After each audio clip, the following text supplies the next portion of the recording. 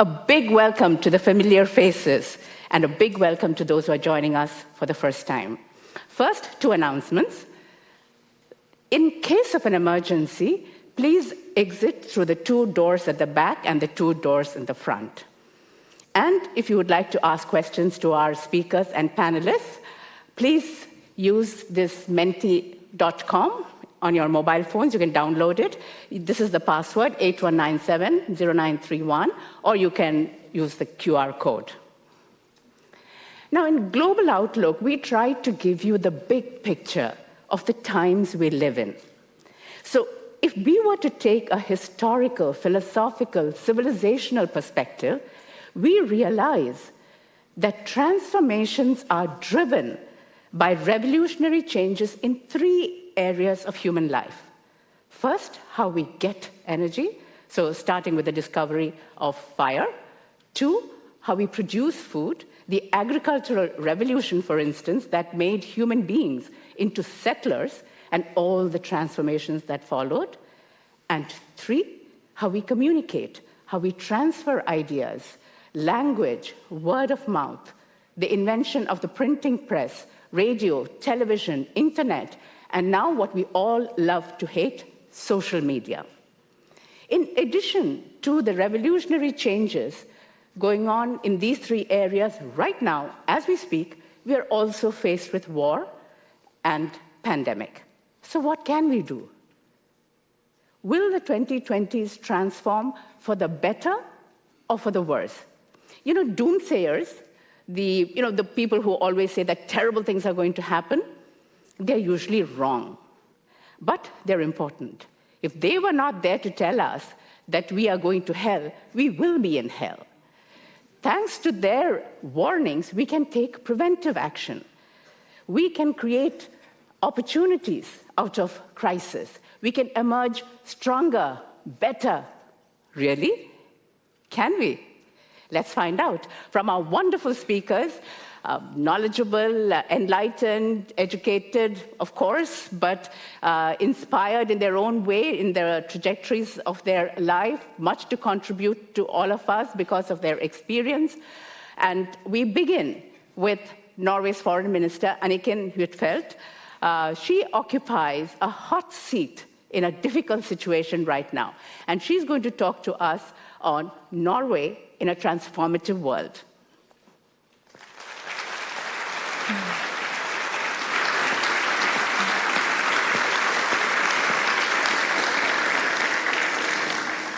Thank you, and thanks for being invited to Arendal, a town with its local history strongly linked to both our national and also global history. The Norwegian Labour Party was founded here after a massive economic crash in the 1880s. The banks in town went bankrupt within months. The total tonnage of Arendal's proud shipping fleet shrunk by 50% during the following 15 years. People moved away, and within a couple of decades, Arendal's position as the most important shipping hub in the Nordic region had vanished. It was indeed a transformative decade for Arendal. One explanation given for the Arendal crash was the transformation from sailing ships to steamers. Some ship owners hung on to the sailing ships, unable to raise capital for investing in future technology. Others invested too early in immature steamship technology. Nowadays, we are amid a much larger transformation. And this time, it does not only affect Arendal, but the whole world. Norwegian shipping was indeed a key reason for why an independent Norwegian diplomatic corps was established in 1905. Norwegian shipping has contributed strongly to international free trade simply by transporting goods between countries. A major task for the diplomatic corps today is to promote a green transition, to bring Norwegian knowledge and expertise about sustainable energy sources to the world markets. Our expectations must be ambitious, but also within reach. In the current energy crisis, we have been reminded on how important it is to be resilient. Metals for battery production and renewable energy is one important contribution. Norway is Europe's largest producer of aluminium, silicon, and manganese, all key components in battery production, and of particular relevance for this region, increasingly called the Battery Coast. There is a massive demand for knowledge and expertise about offshore wind power, solar cell and carbon capture and storage. We have that. When I go abroad to places like India or Egypt, that is the kind of expertise they ask for. This is the kind of deals they want to sign with Norwegian companies, because they will cut their emissions and produce renewables locally.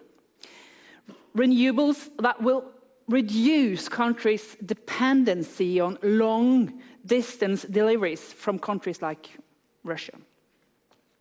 I have been very clear in my marching order to the Norwegian Foreign Service. This is the area we shall push forward. Renewables is the area where Norway can contribute the most to the green transition. And I stress the word transition, because unlike Arendal in the 1880s, we must get the timing right, which means that until alternatives, renewable energy resources stand ready, we need to continue to export the gas that Europe so badly needs.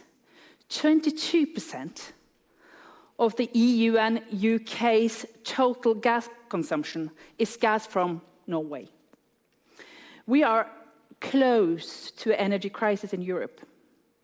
In this situation, some voices argue that we should reduce our export of gas and oil. Well, I beg to differ.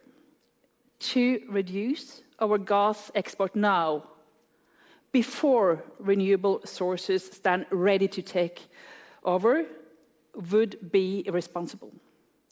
Colleagues from other countries keep asking me if we can increase our gas production. But we already produce as much as possible. We need both the capital and the technology to manage the transition. We can see that day coming, and it will come, when we no longer will export fossil fuel.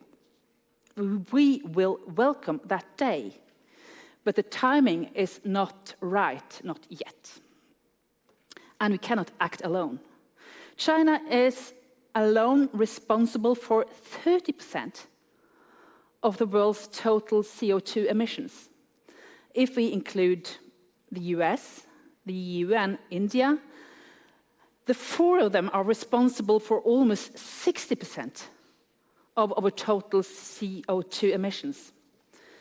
It goes without saying that we need to have them all on board if we are to solve our greatest challenge. We need more international cooperation, not less. Isolation is not a sustainable road to follow. It does not work. Even when tensions are high, whether it is in Europe, Asia, or elsewhere.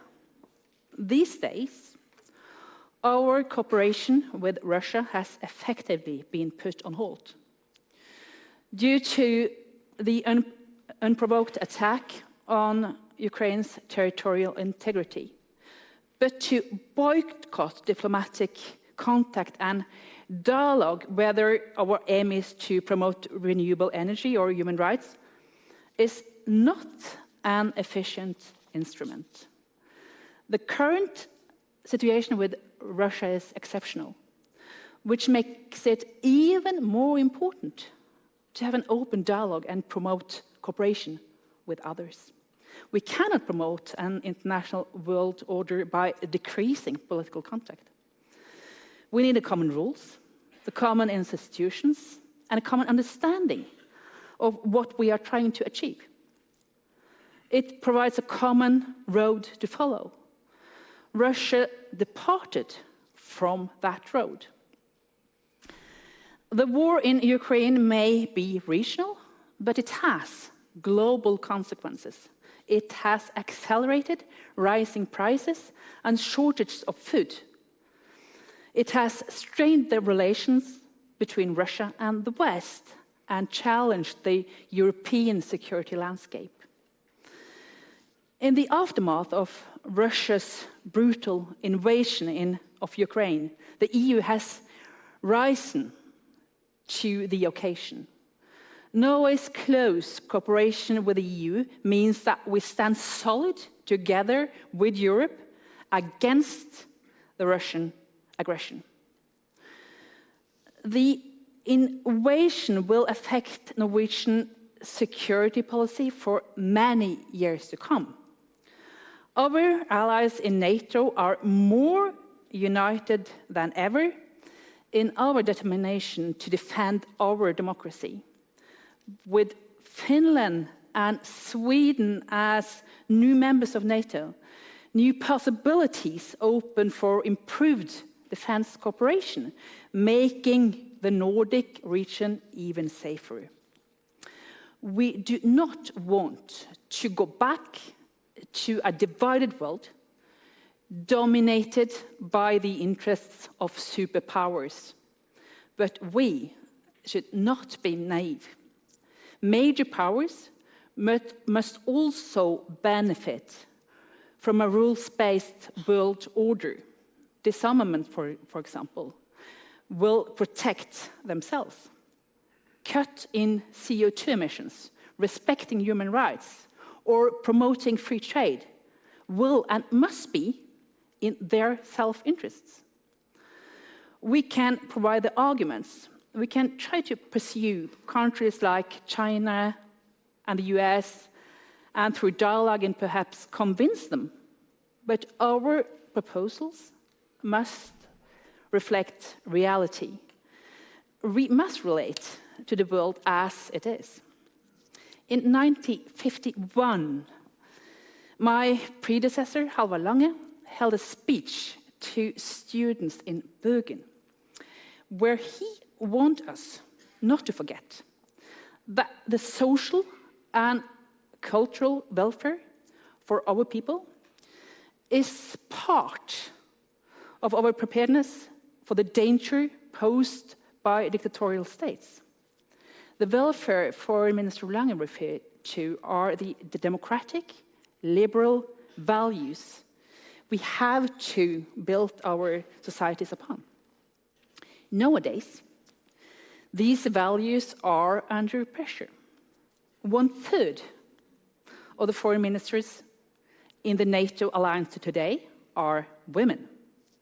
This summer, we met in Madrid. One issue several of my colleagues raised was the US Supreme Court's overturn of the Roe versus Wade ruling, because it represents a step backwards. This is not only about individual rights. When women are denied the right to decide over their own body, or when gay people are being persecuted or harassed, yes, we care for them.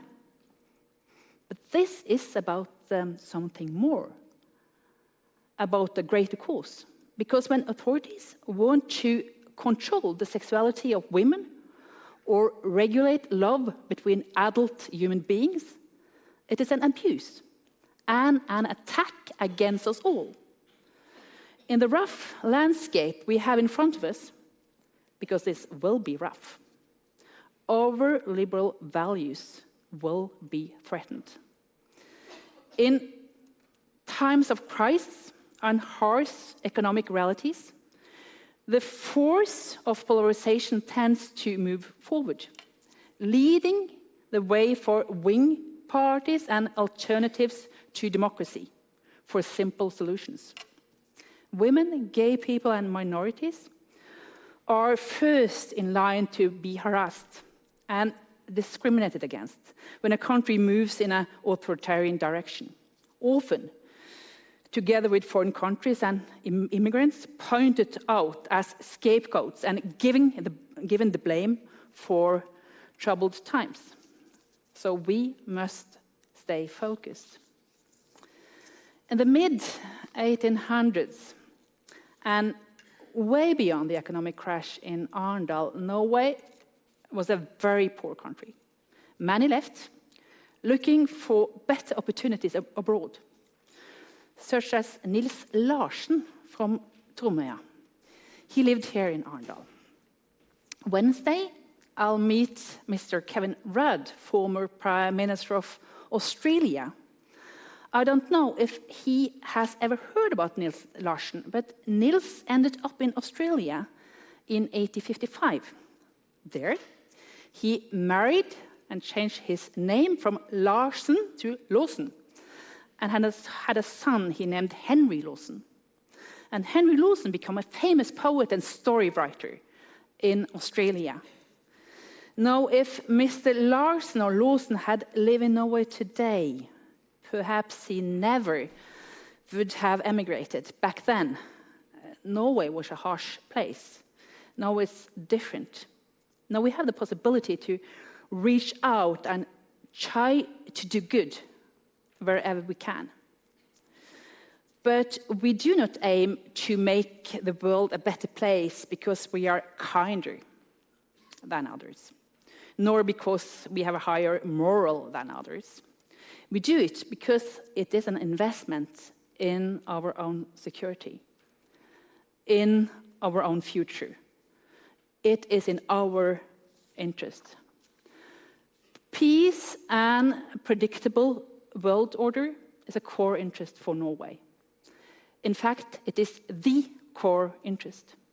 When we engage as mediators or peace brokers in faraway conflicts, or when we stand solid with our allies in NATO, or promote closer European cooperation or defend international law and the multilateral system, it is, in the end, all about that one goal: peace and predictability, the preconditions for everything else that we want to achieve. Thank you.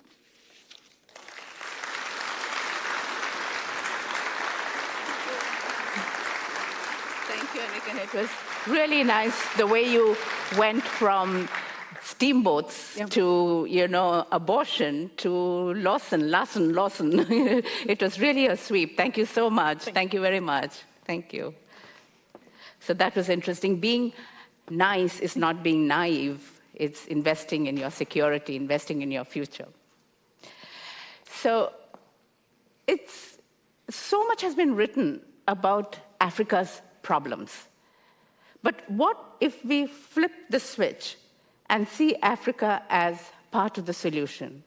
What if addressing climate change, for instance, offers solutions to Africa and to the rest of the world? Here is Ayan Adam from the African Finance Corporation talking to us on the African impact on global transformation. Thank you.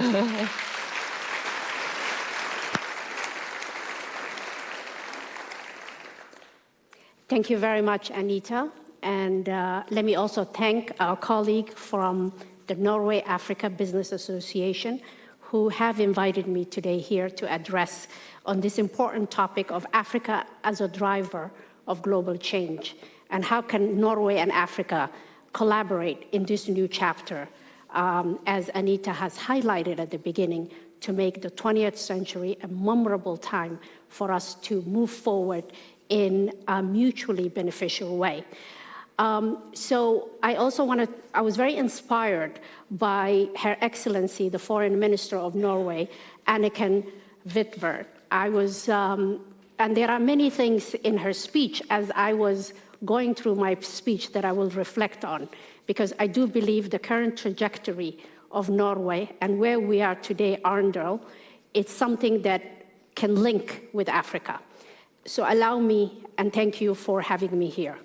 So I think I'm going to start with the statement of the Africa context today and look at it from some of the sustainability and the climate challenges that Africa faces and turn that into opportunity for all humanity, Asia, Europe, and Africans itself can turn that into opportunity.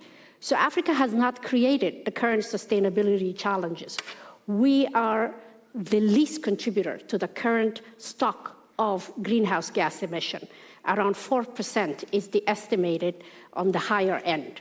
And that 4%, when you break it down, you have around 60% where it's South Africa coal mine and a bit of North Africa that has industrialized.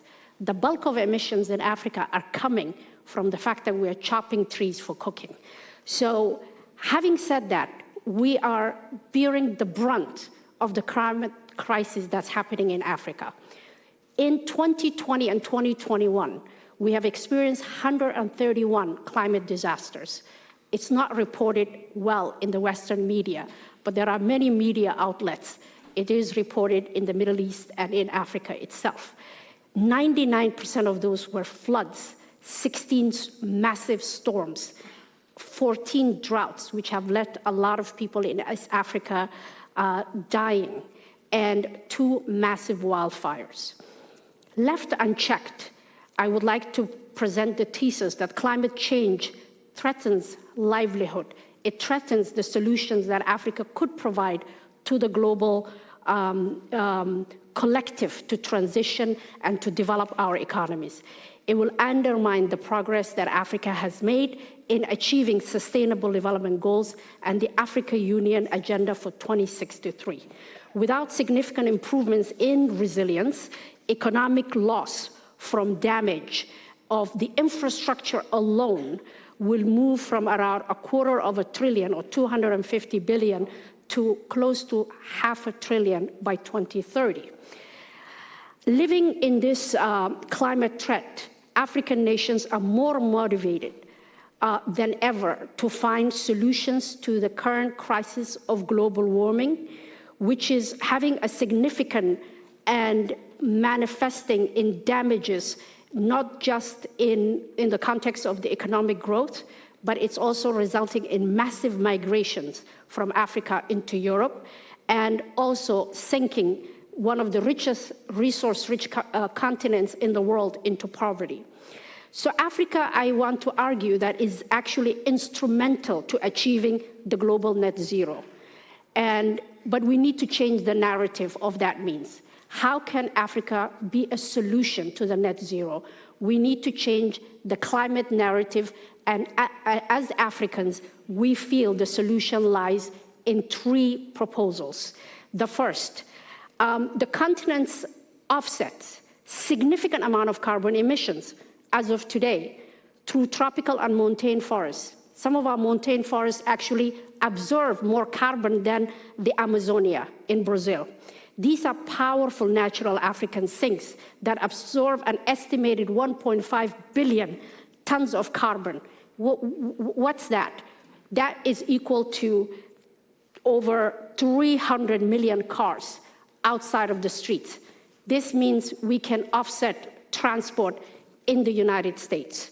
We feel this is a critical solution, and we need to monetize this in an effort for us to be the largest contributor to the net zero game. It's a significant amount if we can take every car out of the United States and offset that with Africa's carbon sinks. This is very meaningful because the #1 issue that's leading to deforestation, it is actually using firewood for cooking. Like His Excellency said, for Africa, we do need to use our abundant resources in gas to create LNG solutions for cooking, clean cooking. This is possible. So we are proposing that the carbon story and the taxonomy in Europe should include the carbon offsets and a fair trading thereof to support the world to quickly transition to net zero. Second, I would like to outline that significant contribution of Africa to global net zero is by massively reducing shipping. What do I mean by this? If global shipping were one country, it will be the 6th biggest greenhouse emitter after China, the United States, India, and Russia, and Japan combined. For us in Africa, this means a complete rethink of the economic structure of Africa. Rather than exporting our abundant natural resources, including significant deposits of transitional metals to Asia, then back to Africa, and then again to Europe, we need to invest in supporting primary processing, first few stages of processing significant amount of these resources in the continent. This will build circular economies, will create employment, and reduce the massive migration that we are seeing into Europe and others. Just in this city, Governor Gina Lund last night at the dinner outlined the issues that are faced in this city of Arendal, where there is a significant unemployment. So people shouldn't be coming here because the city itself is suffering from significant unemployment, change in the global structure. So we need to keep people productively employed in the place of origin. 3, Africa has the largest reserves of minerals and metals required for the global energy transition. We need further investment from Europe and others. Also, we need Norwegian companies or company in Arendal to invest in mining and transportation and processing in Africa. This will give competitive returns to investors. I just want to highlight that a lot of this we have outlined in the Africa Finance Corporation white paper, which says a roadway to Africa's COP27. It's a pragmatic approach to look at the balance and the need for emissions reduction while also building the economic structures of Africa.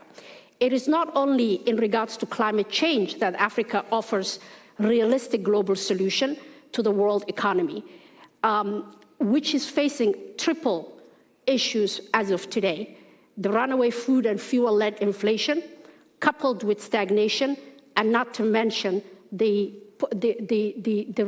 ravages that migration can cause when people are coming to places that are already facing stagnation.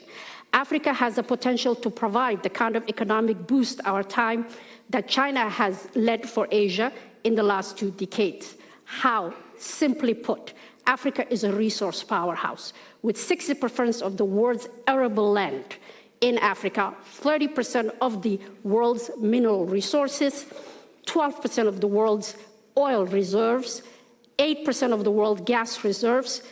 These are important and amazing sectors for creation of economic fortune and monetization of this mineral wealth. Africa and the world are missing out on the biggest investment opportunity, and it's not a complex proposition. And I did forget one point in terms of the other resource.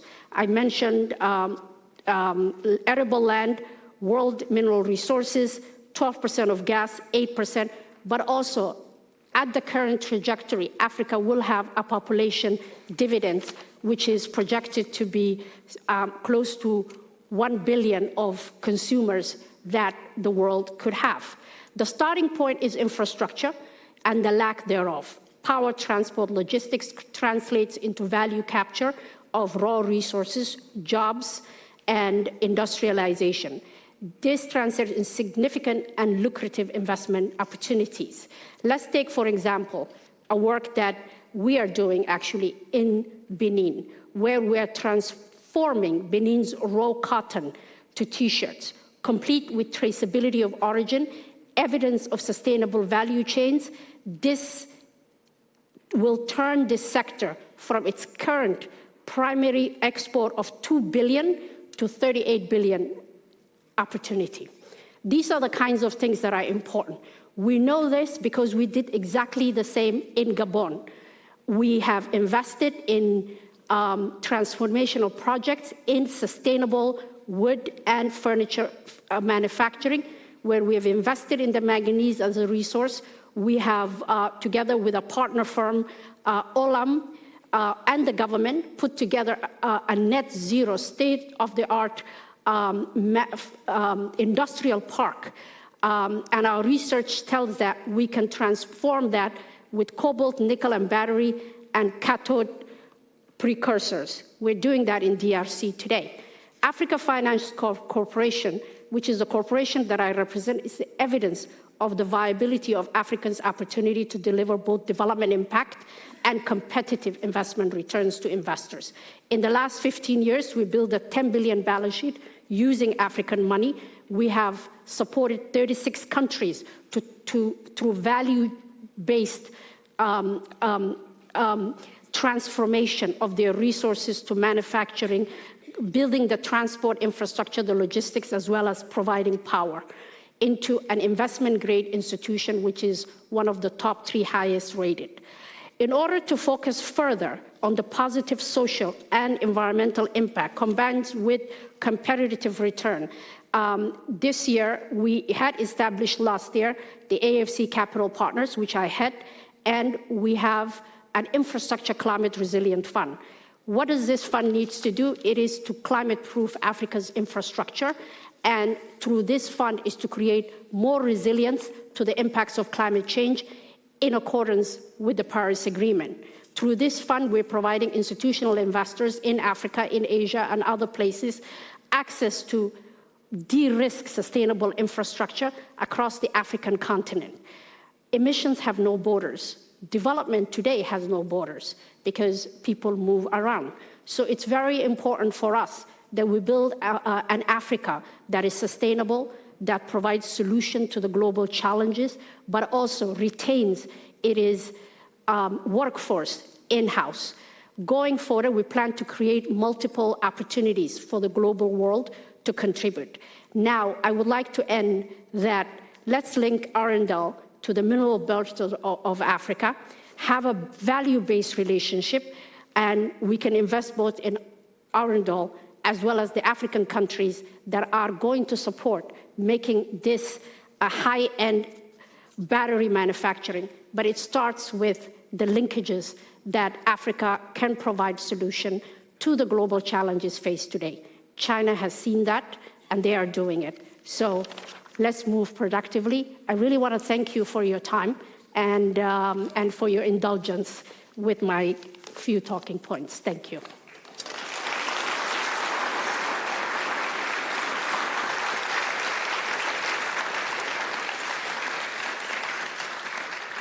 If you have questions, please send it to the Minty platform.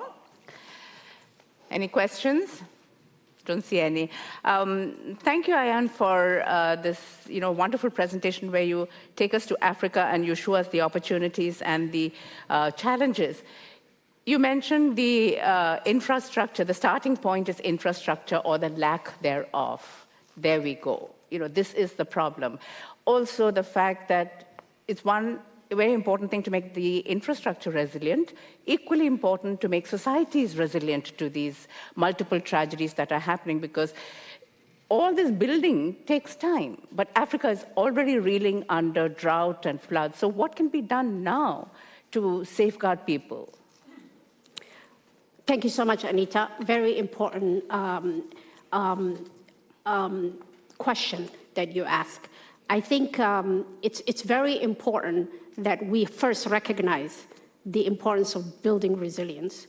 And I would say it is not very challenging because 2/3 of Africa's infrastructure, Africa faces 2.3 trillion worth of infrastructure that needs to be built. A lot of this infrastructure, we did a very comprehensive analysis. 90% of that is at the concept stage. So Africa is not already built So the opportunity now is to ensure that in the design and conceptualization that we are taking resilience measures into account, and that we are reaching out to experts in Netherlands and other places to support in the design. It's cheaper to design. It is very expensive to retrofit. So Africa has an opportunity because of the fact that a huge part of this infrastructure has not been built. So that is one point. Second point is we do need to conserve the large carbon sinks, and we need fair trading of that. And that will result in economic growth for Africa that could be financed by that. And I would like to go back to Her Excellency's note when she was asked, should Norway get out of oil and gas? I do believe Africa has abundant gas reserves, at least. It is very important to use that wisely and to use that as a transitional fuel that will support economic growth so that we can support these disasters and also get the climate finance architecture to look at Africa with the right narrative. It is not only a renewable game, it is a carbon game, it's a resilience game, and yes, it is a renewable game for the countries that are emitting. Thank you. That's right. You mentioned, you talked about migration. Now, migration is a very big political and moral issue in Europe. People would not migrate to other countries. You know, these desperate people making desperate crossings, you know, resulting in tragedies so often. People would not migrate if they had, you know, decent jobs and peace and, you know, a decent quality of life or living, you know, livelihoods in their own countries. So what can be done to improve their lives? Because if it was good, they would stay back in their own countries. So I think this is not just a problem for the global community, it's also a problem for Africa. It is important we address the issue of governance and to create the right opportunities for our people in the continent. And what do I mean by that? I think we need to govern better. We need to have access to education and jobs. We need to look at how do we transform these economies from being primary exporters of minerals into employment belt. I mean, industrialization is, I don't know how many step game. I do believe there's a role for Africa to look at the first few stages of industrialization and to look at creating these jobs in the continent.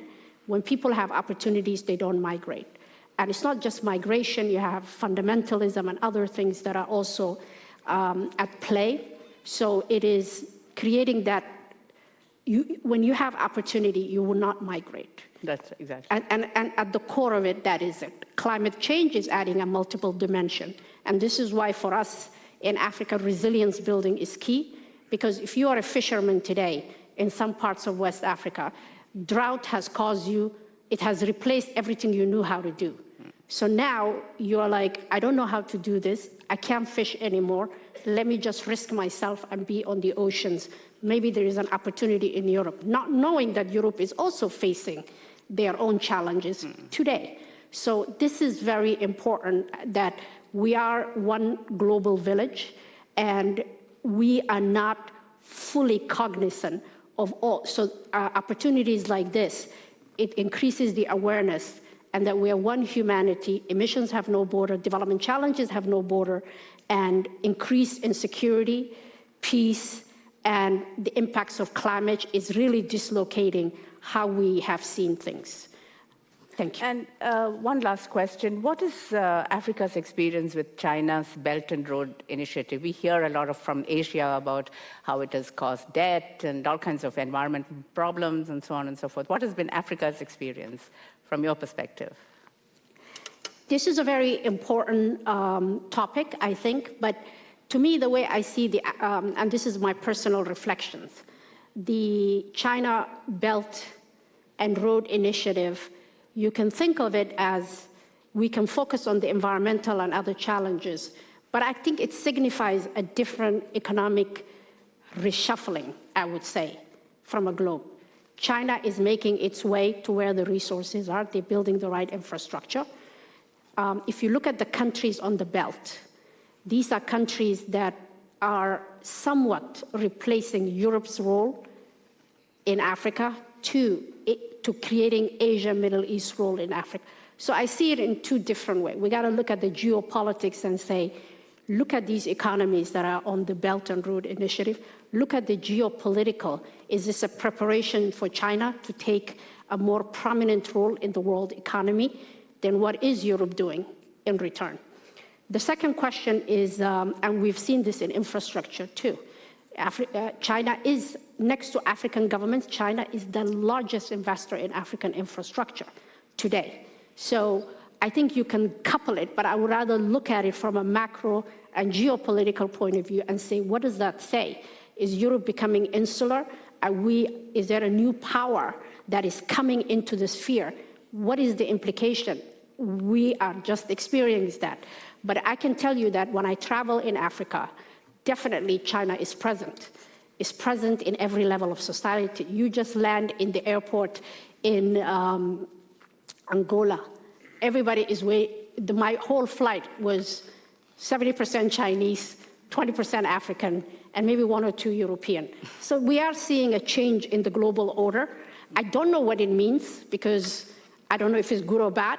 I don't know but time will tell that this is a force that we need to recognize in the new world economic order. That's all I could say. Thank you. No, thank you so much. Thank you.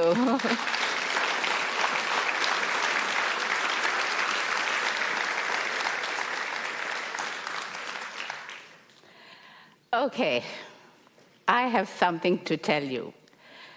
That sounds, something that parents dread to hear, right? Well, as you know, the former Prime Minister of Australia, Kevin Rudd, was to be here with us right now.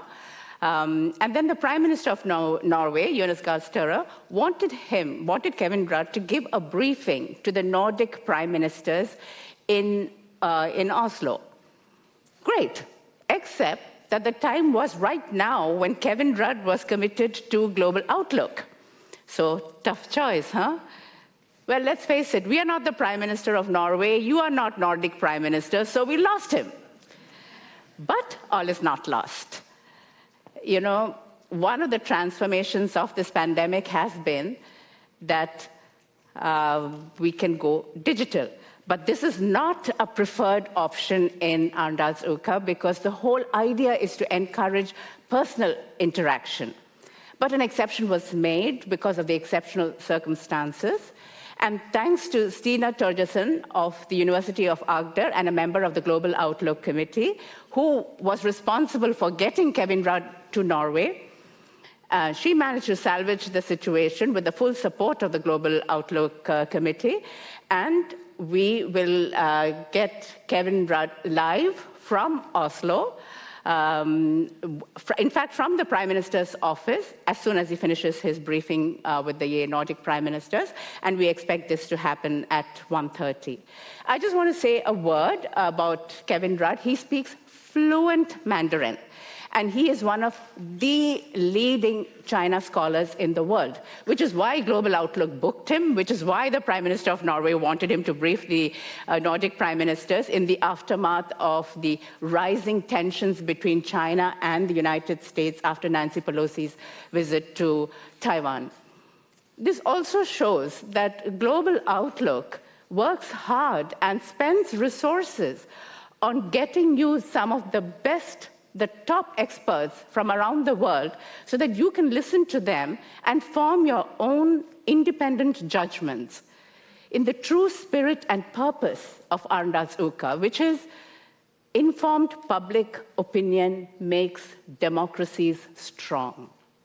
So I'll just say a couple of words more in terms of just setting the scene for Kevin when he comes on at 1:30, because at that time, there's no time, it's all time for Kevin, and everything will go very quickly. So I just want to mention that he has recently published a book, and it's called The Avoidable War. And he is referring to a potential war between the United States and China, which many scholars believe is inevitable. Is inevitable because history shows that in 12 of the 16 cases, the rising power and the ruling power are doomed to conflict. This is known as the Thucydides trap. It is named after the Greek historian. So we could not avoid the Russian war in Ukraine. How are we going to avoid this war between the United States and China? You know, this rivalry between China and the United States is now referred to by experts as the GOAT, G-O-A-T, and it stands for the rivalry which is the greatest of all times. So the 2020s is the decade that is going to be so transformative in terms of which way is this rivalry headed. Is it going to be uneasy calm? Is it going to be hostility? Is it going to be war? Which, if it happens, is going to be the deadliest that the world has ever seen. So we wait for Kevin at 1:30 and hope to get his insights on this very, very powerful issue, which actually Global Outlook, to be fair to Global Outlook, has been focusing a great deal on this precise issue. Of course, none of us foresaw what was going to happen in Ukraine. Now we will get going with our panel discussion. So could I please request our panel members to come on stage?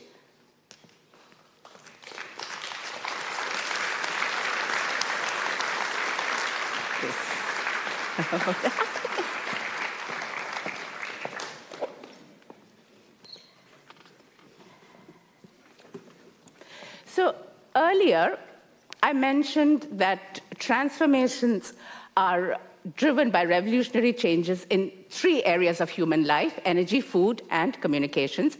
And believe it or not, our panelists are experts in precisely these 3 areas, and of course, much more.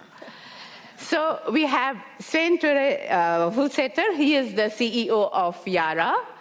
We have Ylva Lindberg. She is the Executive Vice President, Strategy and Communications in Norfund, which is Norway's development finance institution. And we have Nick Butler, Energy Specialist and a visiting professor in King's College, London. Welcome. Wonderful to have you 3. So people say that we are drowning in 4 C's. And the 4 C's stand for basically COVID, conflict, climate crisis, and cost of living crisis. So this panel discussion today is titled, "Is this going to be a decade of high costs and shortages?" And we are going to look from these 3 angles, which are fundamental to human civilizations. We will be looking at these 3 angles: energy, food, communications. But communication expert is also an expert in finance and also sustainability. So we will cover the whole range of issues on this. Svein Tore, if I could start with you, what do you think would be the global impact if these high costs and shortages continue? Well, what we're seeing right now is extraordinary. We're witnessing the biggest cost of living crisis since the Second World War. And you mentioned the 4 C's. Cost of living is one of them, but it's, you know, the 3 other ones: conflict, COVID, and climate. Again, it's the poorest people paying the highest price, and they're the ones hardest hit by COVID, hardest hit by climate change, and hardest hit by conflict as well. And now they're seeing significant increases in cost of financing and cost of energy and food, the area that we're particularly working on from our side in Yara. And after decades now of reduced hunger in the world, it's been moving in the wrong direction this year and rapidly. So since the start of the year until now, 400 million more people have become food insecure, and that is a driver of instability. When we look at the Arab Spring, the cost of living or cost of food at that point compared to right now, numbers are even worse. So what that will trigger, and we heard from Ian as well, and in terms of migration, what happens if you cannot give food to your children? You have a mass migration and instability, fundamentalism, and so on. So it's really a challenge. Do you think it will destabilize the world if it continues like this? Well, it's happening already. We're seeing food and energy being used as weapons in war right now. So that's happening as we're speaking. And the longer this continues, the worse it will get. That said, there are some positive things happening as well, also in the food sector. And we see now on the role of the United Nations in trying to do the utmost to get food to flow freely. We've seen some ships with grain leaving from Ukraine, but indeed it's really a huge challenge, and the longer it takes, the worse it will get. I just want to check with the audience. Are you able to hear him well? Yeah, okay. I'm hard of hearing. Okay. Nick, if I can ask you, but I do want all of you all to just jump in. I should actually not even be here to moderate. You should be having a discussion among yourselves. That's a good discussion, okay? So just feel free to jump in to either, kind of agree in some sense, if that is there, not so interested, but if you oppose, definitely interested. So that's, just so that we have different points of view across. Nick, the pandemic and the war in Ukraine, to what extent and in what way will they influence the energy market in the long term?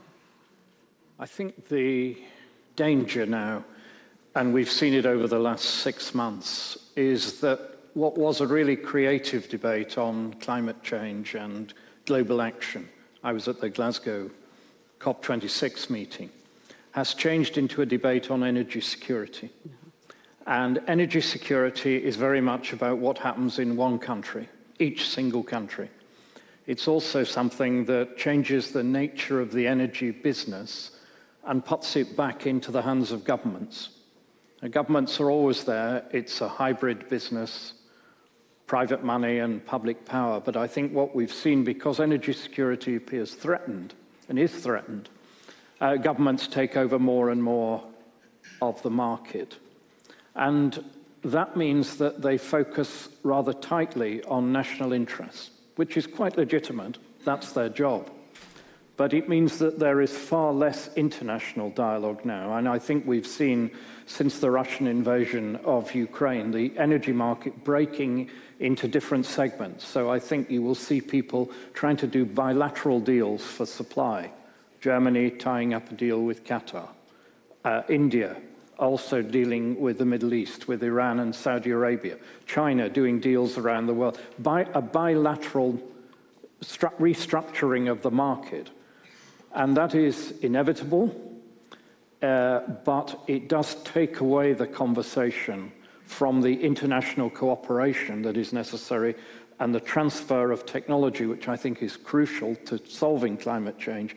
That becomes secondary. And that, I think, is a real risk. So in Britain, for instance, there's a big debate right now about the high price of electricity and how it might go up to £4,000, which is impossible for ordinary people to pay.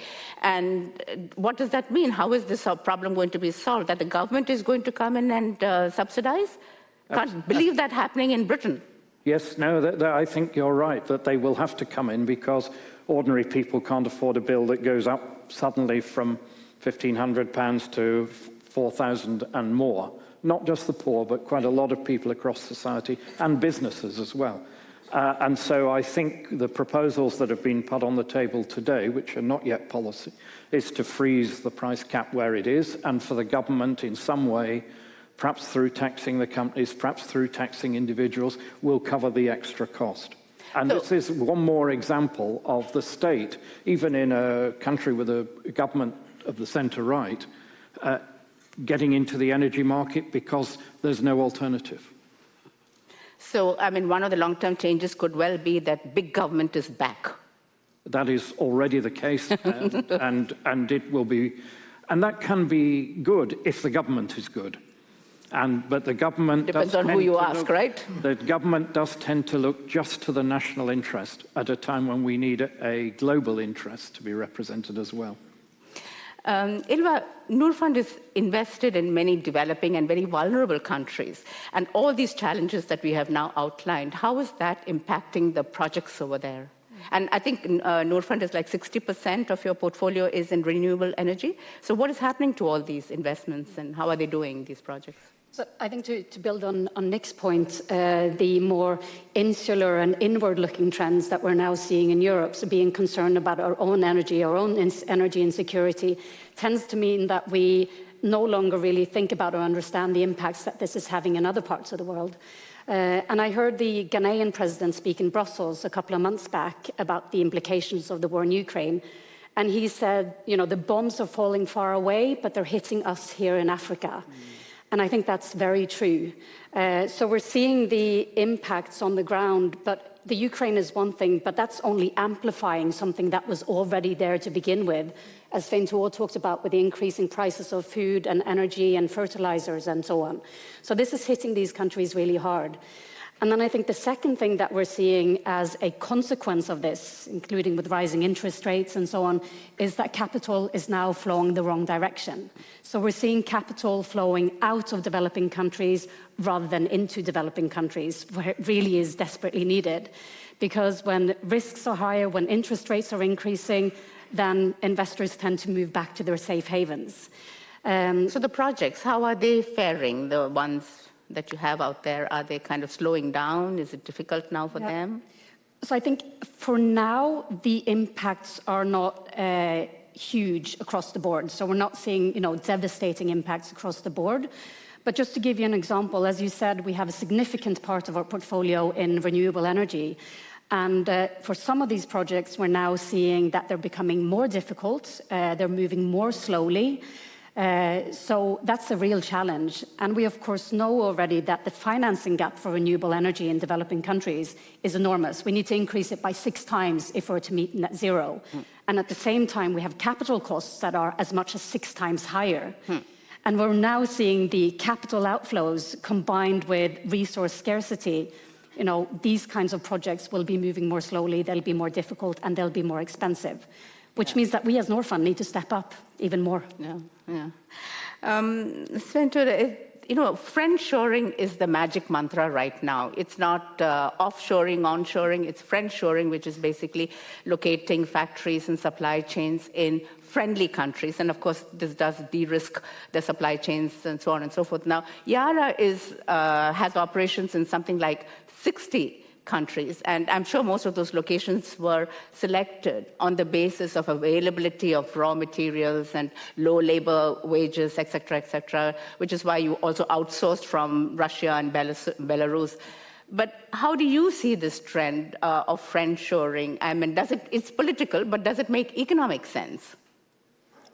There's no straightforward answer to that, because we're operating in 60 countries and we're selling to 160 countries. It's truly a global company. And I do believe that trade is an enabler of dialogue and also in driving values and expectations, as we do everywhere that we're operating.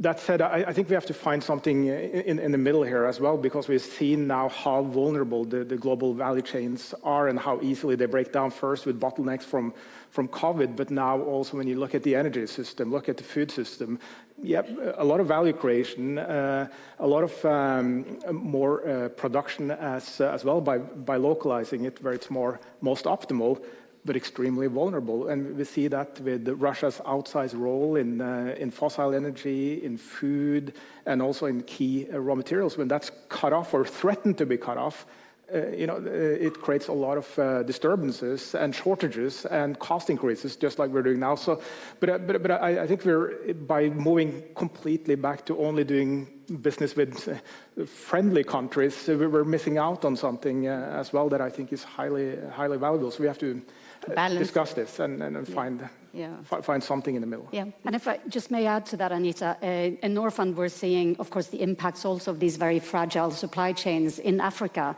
And what we're now trying to do going forward is to invest more in local food production for the local markets. I mean, historically, quite a few of our investments have been exporting, flowers, papayas, and so on, but now trying to do more of the local processing and value add in Africa, as opposed to, sending off the raw cashews to somewhere else, to China or somewhere else for them to be processed. So bringing it closer to get more of the value add. That's what Ayan was talking about. The Benin, cotton can be made into T-shirts right there, and then you have a huge industry which leaps from 2 billion to 38 billion or whatever. So you have it. But I think this is like when you have raw materials and things like that, and it's like Apple, for instance, that mobile phone. It has components from 43 countries, and the raw materials would be many more countries. So it becomes we were so integrated. It's not so possible to unravel it like that. Nick. This energy crisis that we are seeing, there these shortages and high prices, to what extent will this result in a slowdown of climate action and walking away from Glasgow? You were there, you said, or those Glasgow promises. I think it's a mixed story. I suspect in Europe it is going to lead to more renewables, particularly investment from Germany and other countries, to displace the gas that has been relied on as coming from Russia. And I think you see that already beginning, and that is a good thing, but it does leave a lot of the rest of the world behind. And I think that there is a real risk of Europe thinking of itself as moving and solving the climate problem by going in that direction, but actually ending up just being a clean Europe in a dirty world, because you can't solve climate change in one country or one continent. And I think what worries me about European policy is this idea that you're going to have trade restrictions on countries that are not up to European standards, which effectively means most of the rest of the world. And I think that leaves them behind, and Europe, with its wealth, should be investing in those countries, helping them to become more low carbon, and investing in the technology and the transfer of that technology. So I think Europe will become cleaner itself. I worry about Asia, where I think that both China and India and Indonesia and other people seem to be using more coal instead of the gas at the moment in the short term, and not all of them have a clear plan for reducing that coal consumption, which is one of the main sources of carbon emissions worldwide. So we need to think of these things on a global basis, and we're not quite doing that at the moment. Just on a bit of an optimistic note on that challenge, I think the Norwegian government has given Norfund a new mandate just this year to invest in renewable energy in the countries that Nick is talking about. So India, Indonesia, South Africa, coal-intensive countries, with the exact ambition of avoiding future emissions and replacing planned coal-fired power plants with more renewables. Now, it's a first step. It's relatively speaking a small fund, but I do think that it's definitely a step in the right direction. And what we need to do with that fund is not just to invest Norfund's money or the Norwegian government's money, but also to then mobilize large-scale private capital to move into that space, because otherwise it simply won't be enough. And just to build on this, and you said it in your introduction, Anita, when we go 10 years from now and look back in history, could this be a point in time where we really made significant changes? And I really believe in humanity's ability to overcome challenges when faced with a tangible threat. Who would have thought it would be possible to develop vaccines in the timelines that we were for COVID? It was unthinkable, but it was done. And with the climate crisis, one of my biggest worries has been that it's not really a tangible threat before you pass the tipping point.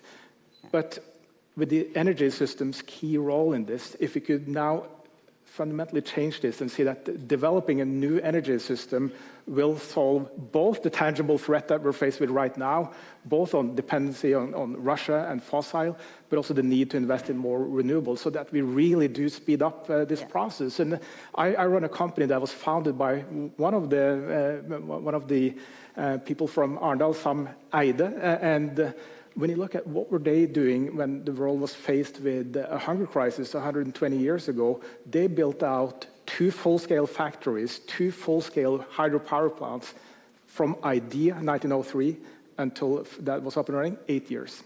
That's it's 8 years until 2030. It is possible, but it takes political will. It takes will from the business community and also collective society to get this done, but it is doable. It needs the crisis to be at a desperate stage. Then everybody will act. Yes, Nick, you want? I think one of the lessons of this year is that trust has been lost. Yeah. So we've stopped relying on Russia for supplies, and everybody is trying to be self-sufficient or to do bilateral deals. I think there's actually a real role for Norway in restoring some trust, because you are both a producer of oil and gas in this country and of renewables such as hydro, and you have an ability to look out across the world and see things in global terms, which a lot of other countries don't have. And I hope, and this is one of the themes of the ONS meeting at the end of this month, I hope Norway, and it matches what the minister was saying, can play an active role in restoring trust. I think it should be possible to bring together producers and consumers in a way that helps the future rather than just retreating into nationalism. And I hope that some countries, maybe not Norway alone, can do that and see how badly trust has been damaged and see how important it is to restore that. We have quite a few questions from the audience. China and Russia and many other smaller but emerging powers are anti-democratic. How does the panel view the chances of our Western global liberal democratic system in the future? Well, now be the politician. Yes. I don't think we've reached the end of history. The Brits are never short for answers. I don't think we've reached the end of history. I don't think everywhere is going to become a liberal democracy overnight.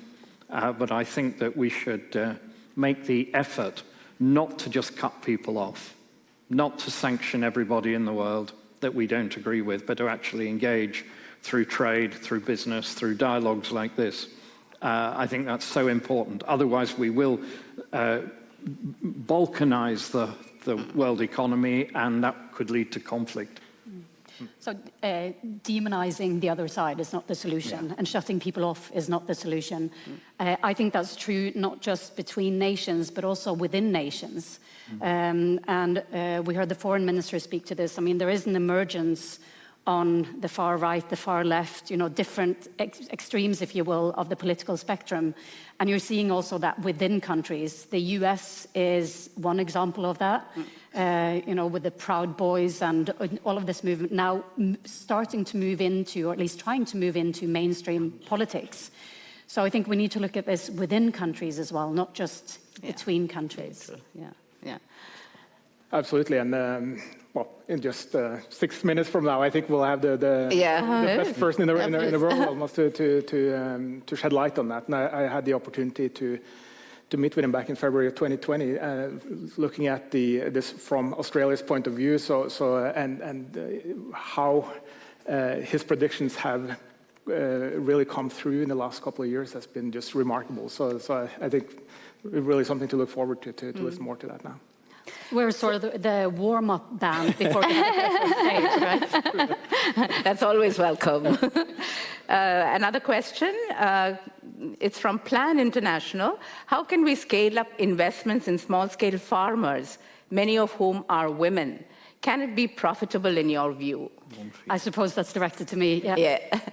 So I think the tabloid answer to that from Norfund is no, actually, because investing directly in small-scale farmers, when you are an investor, a minority investor, commercially based like Norfund, is not doable, and we shouldn't be doing it.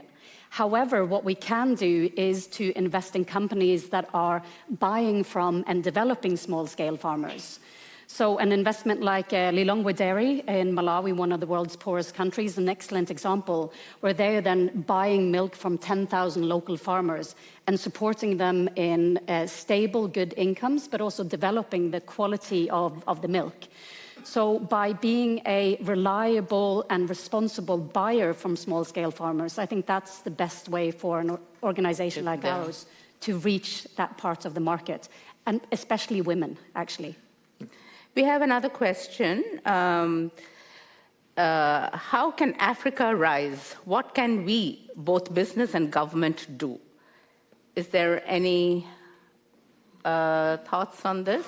A lot, and I touch on a lot of these opportunities from the agriculture point of view. And she mentioned 60% of the arable land is in Africa, but the sad fact right now is that Africa imports about $40 billion worth of food every year, money that is leaving the continent rather than creating employment opportunities in Africa. And there's a tremendous yield gap here. And by having the value chain approach to it, helping to also empower small-scale farmers, like what we're doing, using mobile phones, smartphones, yes, some of them, but not all of them, but using mobile phones to give knowledge about agronomy and growing food more efficiently, we get both more food produced locally, more nutritious food, less logistics, and through that also creating new business opportunities. So from our point of view, I think Africa will become our largest market at some point in time. When that point in time is, I don't know, but that's how we should approach it. It's a massive business opportunity.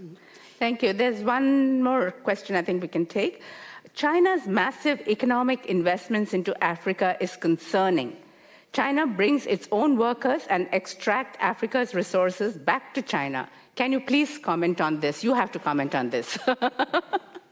Well, I think it's not as black or white as that. China are making a lot of investments across the world and with the right attitudes and the right development in mind as well. But it is something to keep in mind for also companies in Europe, here in Norway as well, on looking at Africa as an opportunity, and also to bring our values and our way of working in there, and through that also influence positively, creating jobs and so on. So I call out or I challenge businesses as well to take more risk, but also there has to be an acceptance that running a business in Africa or in other parts of the world that you have less developed systems, it is more difficult, it is more complicated, and to that we also need to have an acceptance of that running a business in developed countries is more challenging than running right here in Norway, but it is needed.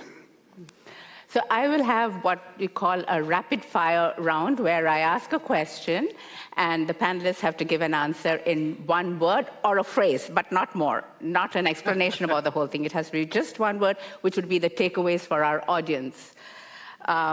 Give one example of a program that could achieve positive transformation in the 2020s. An example is the moonshot in the 60s that happened in the United States, which leads to all the GPS and our mobile phone technology, et cetera, et cetera. So the question is, give one example of a program that could achieve positive transformation in the 2020s. Nick. The technology which can take carbon out of the air and absorb it into limestone. Oh, okay. I wish we had more time to explore that. Ylva. So ag tech transforming food and agri in the same way that the electric engine challenged the internal combustion engine. Ah, okay. So that is like the leapfrogging, what you're saying for the sustainable sector, or the clean energy should be. So we're putting far too much energy and water into how we produce food in the same way that we put far too much energy into the internal combustion engine. Right. So then, okay. So I used many words. Thank you. And Sventure. Producing hydrogen from renewable energy, green hydrogen, to be used as a fuel and also into fertilizer and agriculture. That will be the game changer, according to you. Yeah. And what is the best way to achieve this program? So it's like, could it be government regulation or money or creativity or whatever? So what is the best way to achieve this carbon capture? Direct investment in the companies that are doing it. And they are being supported by Bill Gates and other people, but I think... No advertisement. Okay, Ylva? So a combination of true entrepreneurship and informed risk-taking. Okay, yes. Okay. And massive and immediate investments in renewable energy, wind power, onshore, more hydropower, more solar power, and also in more energy efficient. But the investments should come from the government or the private or public partnership? It will help. No, it's about having legislation and regulation in place, and then the money is there, the willingness is there, but you need the opportunity. Okay, so there we go. Kevin Rudd is ready. So thank you all so much. It has been a fantastic panel. Really a wonderful hand. Thank you. Thank you. Thank you. Thank you. So now we are ready for Kevin Rudd. He's going to be joining us from Oslo. Just to remind you, he's going to talk on the 2020s, a decade of living dangerously. Is the United States-China rivalry heading to a catastrophic conflict? Kevin, wonderful to see you. We miss you here, but we are happy to see your digital avatar. Well, it's me in the flesh. It's not my avatar. I'm sorry for not being with you. I'm in Oslo, just up the road. But I was asked instead to speak to the 5 Nordic prime ministers about China today, and I finished 5 minutes ago. That's why I'm not down with you at Arendal. Thank you so much. So welcome to Global Outlook, and I have already spoken to the audience about briefly about you, your background, and about the Thucydides trap, and also about your wonderful book, The Avoidable War. So now, if you're ready, please go ahead. Sure. I'll speak to you just for 10 minutes or so, and then let's engage in a wider conversation. Perfect. That's what we'll do. The reason I have written that's the reason I've written this book called The Avoidable War is because as someone who's been actively engaged in the US-China relationship myself for the last 35 years, for the first time in my life, I've become seriously concerned about the possibility of crisis, escalation, conflict, and war between these two countries. And I wrote this book before the most recent Taiwan crisis over the Pelosi visit, and I wrote it just before Putin's decision to invade Ukraine, reminding us all in the international community that war is no longer a 20th century memory, it's a 21st century continuing reality and the threat of war. In the case of the United States and China, I think it's important to frame our thinking around 3 basic facts which have changed the nature of the US-China relationship. The first is the rapid changes in the balance of power between the US and China, both regionally and globally, militarily, technologically, economically. So much so that in East Asia and the West Pacific now, if there was an open military conflict between China and the United States over Taiwan, it is difficult to predict now with any confidence who would prevail. So has China closed the military gap. The technological gap is closing as well in all of the major categories of technological achievement, ranging from microprocessors through to supercomputing, through to synthetic biology. And economically, China is still on track to be an economy as large as that of the United States, probably by about the end of this decade, although there's a question mark now because of China's slowing domestic economic growth. So that's fact number 1. Fact number 2 is this, that while China has become more powerful, therefore adjusting the relative balance of power between these two countries, under Xi Jinping's leadership, there is a new leadership style.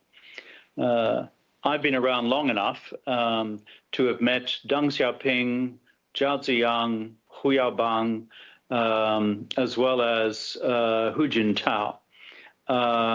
And right through this period of Chinese leaders over the last 35 years, they had a single organizing principle, which is to place the centrality on economic growth and to make China's foreign policy a vehicle through which to advance China's economic growth.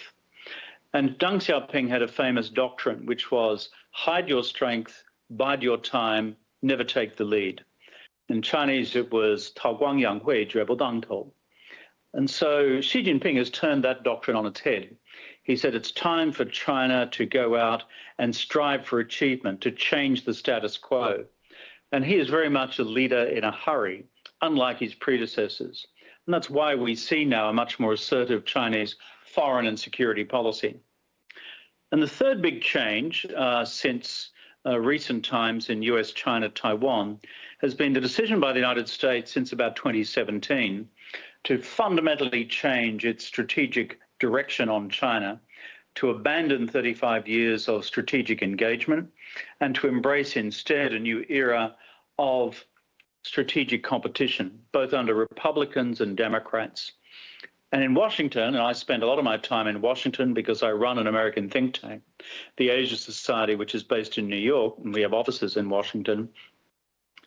If you spend time on Capitol Hill with congressmen and senators, the bottom line is it's the one thing they all agree on is now an increasingly hardline Chinese strategy, an increasingly hardline American strategy to confront China's rise.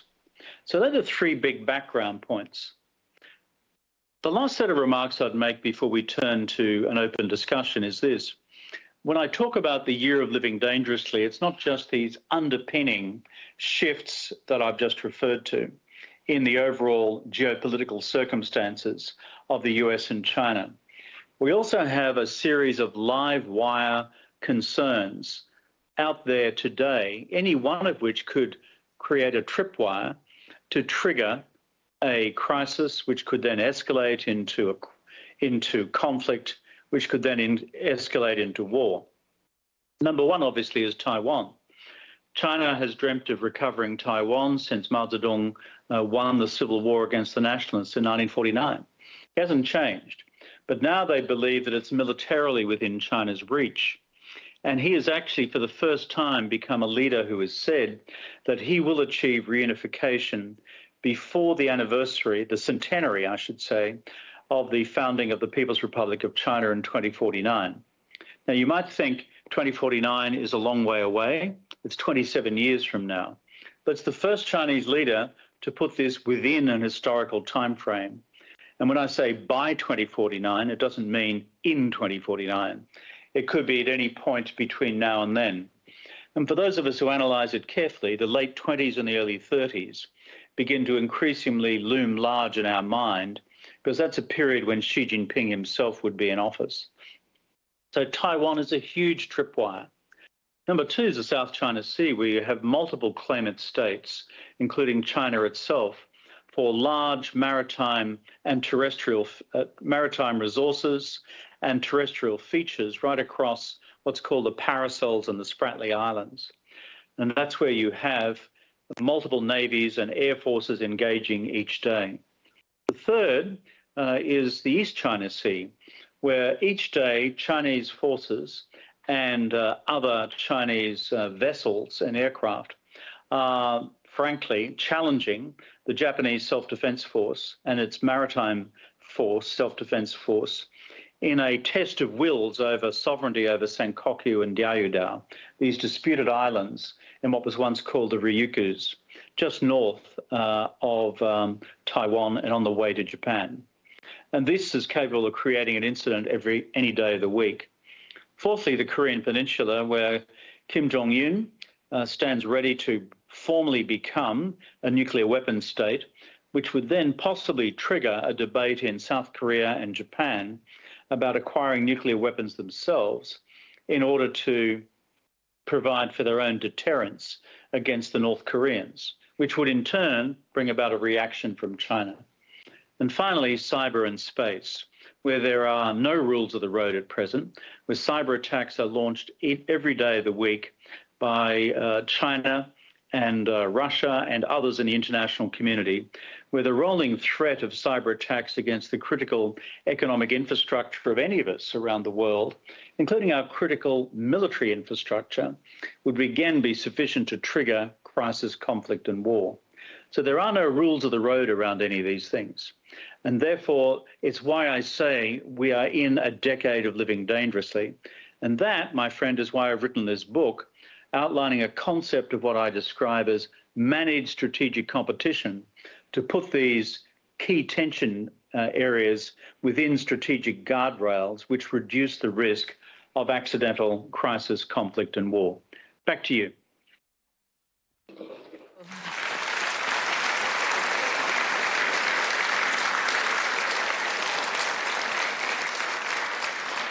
So please send in your questions. We have several minutes now to raise the question. Has any comment? While they're being uploaded. Thank you so much, Kevin, for this. It was very brief. We were hoping to have a longer one, but we are so grateful that we could have at least these 10 minutes with you. Do you think, geostrategic accidents never come out of thin air, as the First World War showed? Do you think Nancy Pelosi's visit to Taiwan would turn out to be one of history's tragic tipping points? Not a tragic tipping point, but of itself dangerous. And I say that as a long-standing friend of Taiwan. As a kid, when I was learning Chinese, I went and studied in Taiwan. I have many friends there. I've visited there many times over the years.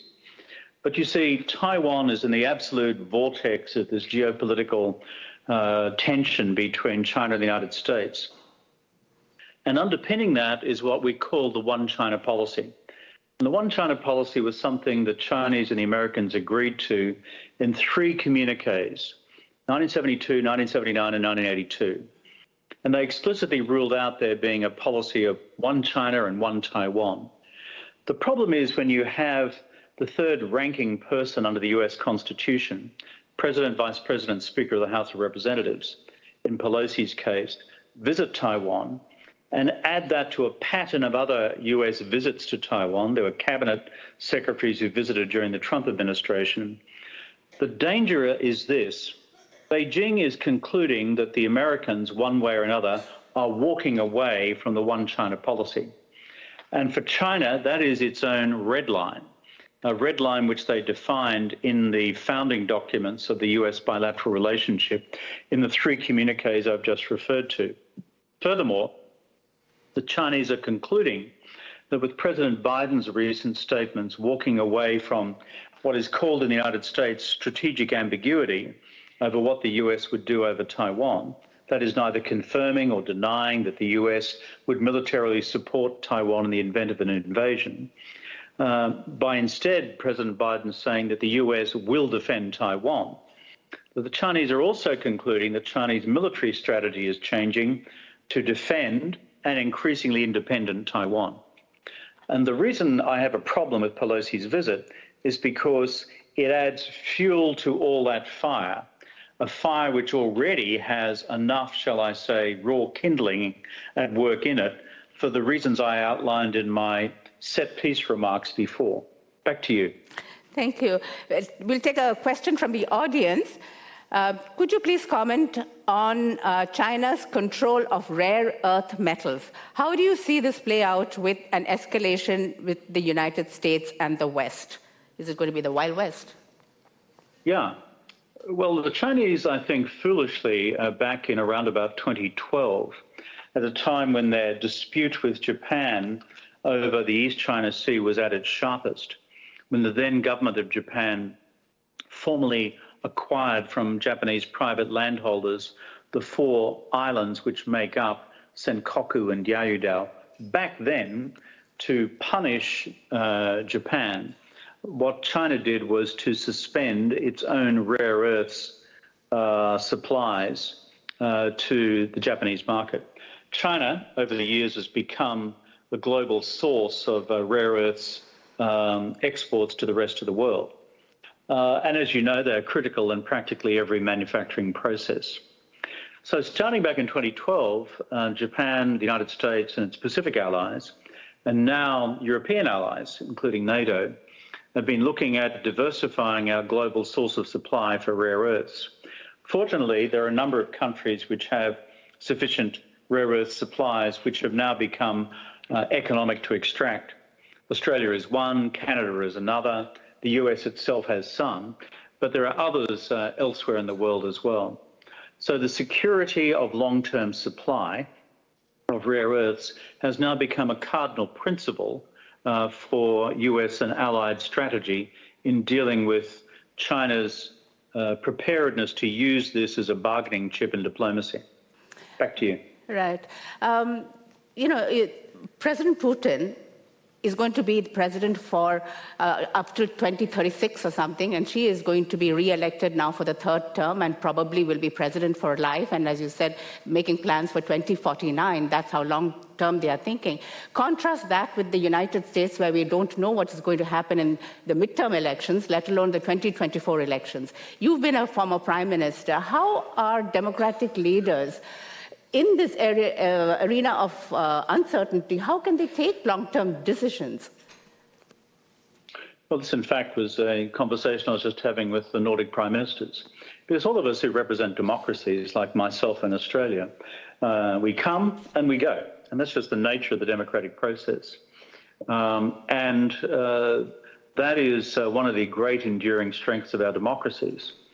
It's like an automatic political stabilizer, that whenever a country or a community conclude that a government no longer satisfies their interests, then they are voted out. And our stable institutions, our parliaments, our legislatures, our courts, our judiciaries, etc., underpin the smooth transition to power of an incoming administration, at least until the Americans invented the 6th of January. But that's an entirely separate discussion. The key thing, though, is that the authoritarian world, led by three, frankly, autocracies at the moment, Putin's Russia, Xi Jinping's China, and the Iranian regime, have a different view of the long-term nature of political systems. And therefore, Putin, as you said, plans to be there until 2036. Xi Jinping, in my judgment, plans to be there until at least 2037, by which stage he would be the tender age of 84. He'd almost be young enough to run for President of the United States. I've forgotten the age of the current Ayatollah in Tehran, but not a spring chicken. But the bottom line is this. We therefore, in dealing with the authoritarian world, and particularly with Russia and China, and the subject of this session, of course, is China itself, for 3 more terms, for 15 years, following the 20th Party Congress this October, November in Beijing, which will reappoint Xi Jinping for a record 3rd term. And I believe, based on all my analysis as a sinologist, that he aims to be there for the subsequent 3 terms. We have 15 years in this critical decade of living dangerously, where Xi Jinping will be at the helm, watching the rest of us come and go. So how do we deal with it?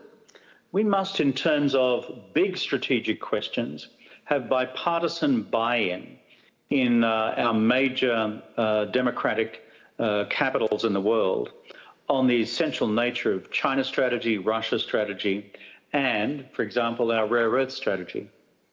The encouraging news is this, is that despite the enormous divisions in the United States, and I've lived in the US now for the last 7 years, and I've seen it all, the bottom line is there is now a very large degree of bipartisan support between Republicans and Democrats on the core elements of US national China strategy.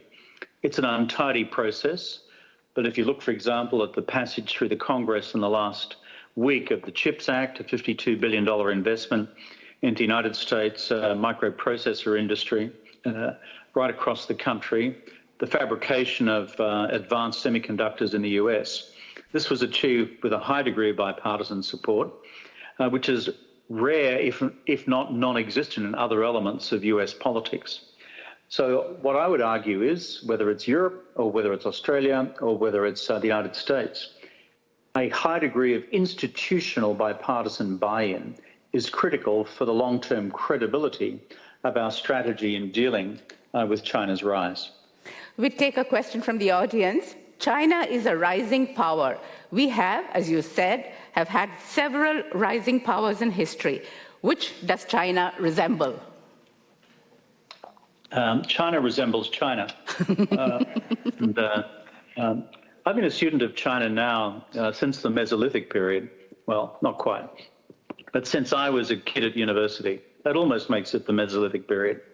And I have studied Chinese language, modern Chinese language, Chinese classical language, Chinese classical history, before I ever became an Australian diplomat, before I then slid down the food chain of life into politics. And so I have looked long and hard at China's own worldview. And therefore, China, in my estimation, should be seen very much as sui generis, that is, as a unique case. And that's because it's civilizational as well as national.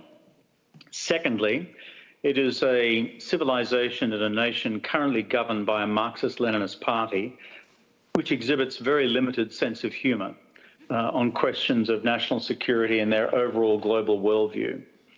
And thirdly, we've never had a country which is the most populous nation on earth become the most powerful nation on earth.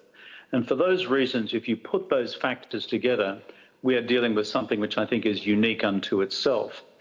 And so for all of us, it requires us to, frankly, apply a lot of analysis to understanding China as it's seen from the inside out, not just as we look at it from the outside in. And part of the reason, again, for writing this book is the middle part of the book deals with what I describe as the 10 concentric circles of Xi Jinping's worldview.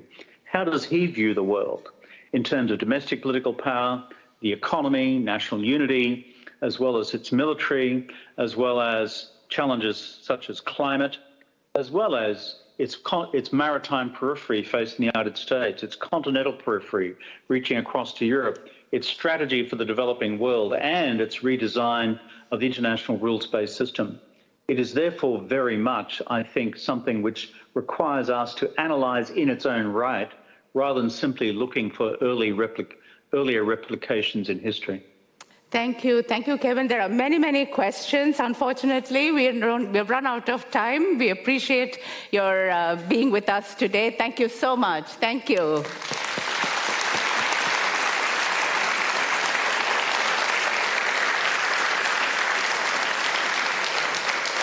So, you've listened to many knowledgeable voices on different topics. So how do you feel? Do you feel we can transform for the better in the 2020s? Yes? No? Maybe? A quick scientific analysis of your facial expression tells me that the answer is maybe. Uncertain. And you're right, because the situation is very tough. But the best way to get out of uncertainty is to create. History shows us that the worst case scenarios do not happen when people and societies innovate their way out of problems. So it is up to each one of us to contribute in our own little ways to help solve the problem. It is up to each one of us to write our own stories and to write it well so that future generations can look back on the 2020s and read with a smile. Once upon a time, ... Thank you. Thank you so much. Thank you very much, and thank you for being such a wonderful audience, great questions, being so engaged. Thank you to all our speakers and panelists for broadening our horizons, and thank you to the sponsors of Global Outlook, GC Inode, IDA Cluster, University of Agder, and GARD, and thank you to the Global Outlook team. They've been working hard for months. Helena, Stina, Sven, and Tonje, and our technical guru, Eric, and a big thank you also to Eivind Eriksen from the Prime Minister's office who facilitated the video link. Thank you so much. Thank you for being with us today. Bye-bye.